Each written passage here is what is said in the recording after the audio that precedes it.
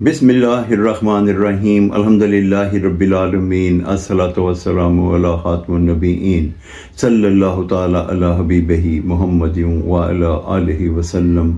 السلام علیکم ورحمۃ اللہ وبرکاتہ۔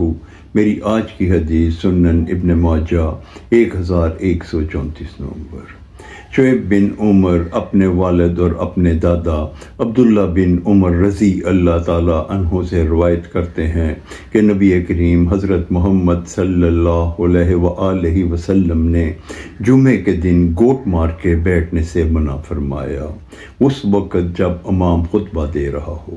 اس حدیث مبارکہ کا یہ مفہوم ہے کہ جس وقت امام خطبہ دے رہا ہو ہمیں گوٹ مار کے یعنی کہ آلتی پالتی مار کے نہیں بیٹھنا چاہیے۔